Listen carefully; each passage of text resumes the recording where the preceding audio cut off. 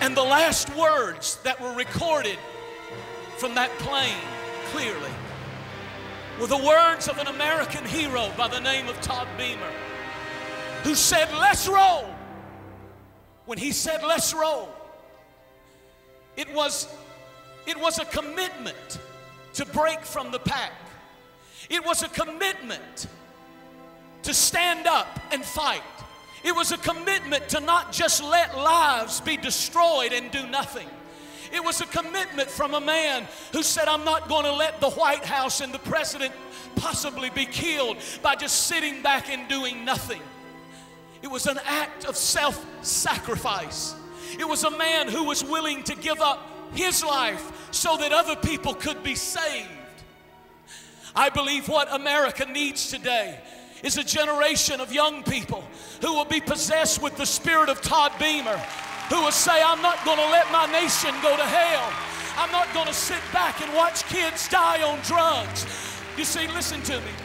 I believe that if we could see in the unseen world, we would understand that there are principalities and powers, spiritual terrorists, that are taking control of millions of people's lives, leading them to destruction, leading them to death, leading them to hell. Many of you have friends who, through the spirit of alcohol and drugs and sexual immorality, they're headed for destruction.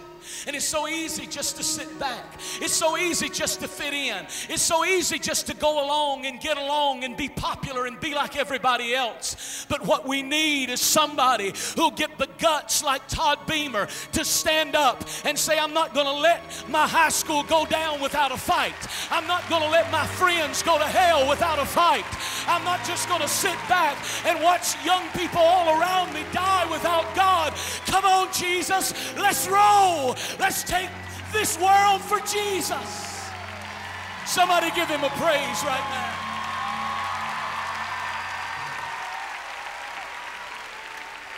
What I'm about to tell you is true. It's shocking, but it's true. Do you know where that plane crashed? Flight 93 crashed in a place called Shanksville, Pennsylvania, on Lambsville Road.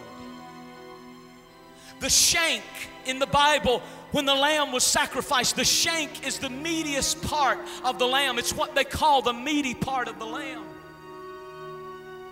And they died on a road called Lambsville Road. I'm not making this up. This is a fact.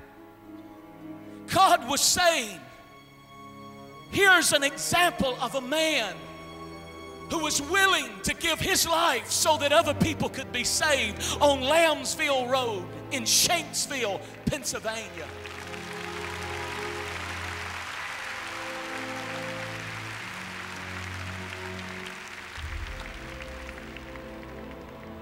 One day Jesus turned to Simon Peter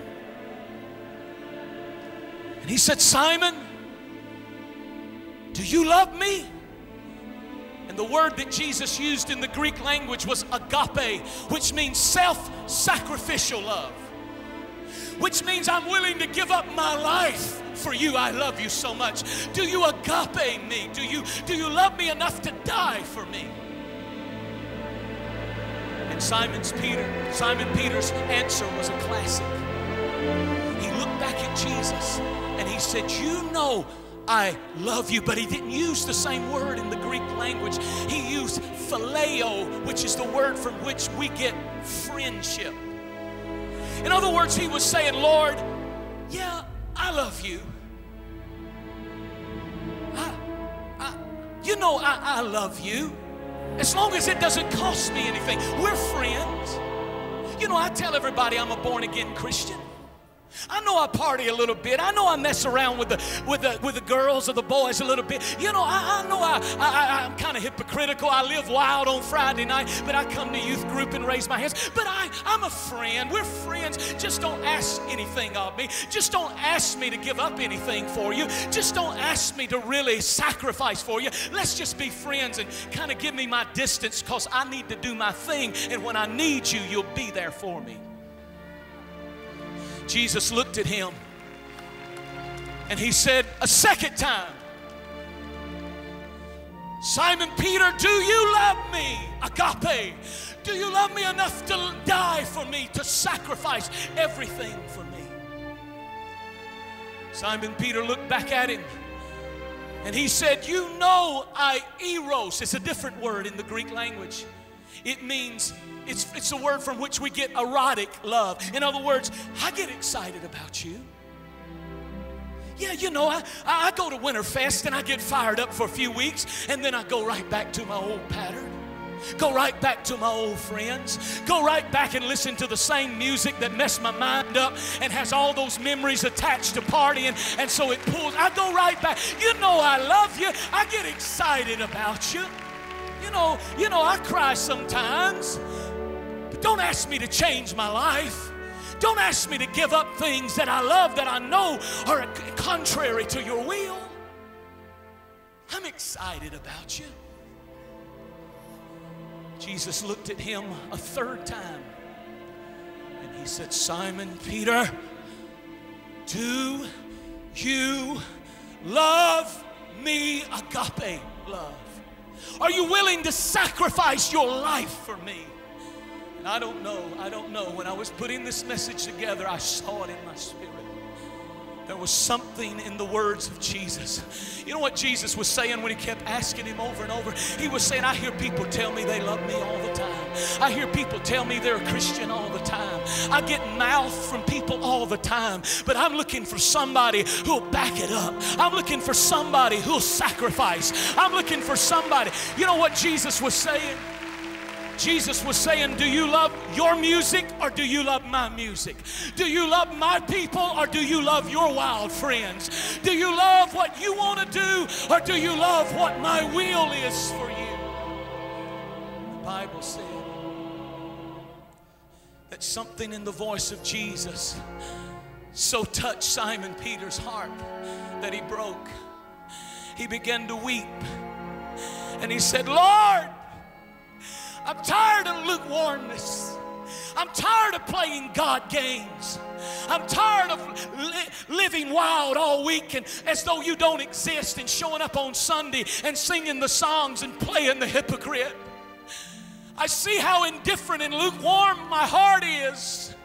Forgive me. And he says the third time, because I agape you, I love you with a self-sacrificing love. Tell me what I have to do, he was saying, to prove to you that I love you. And I'll do anything. I'll give up anything. I'll do anything you tell me to do. Jesus looked at him and he began prophesying. He said, all right, if you really give me everything, if you really sell out to me, if you quit playing God games and quit being up one week and down the next and living right one week and using the F word 3 weeks later, when you get around your friends,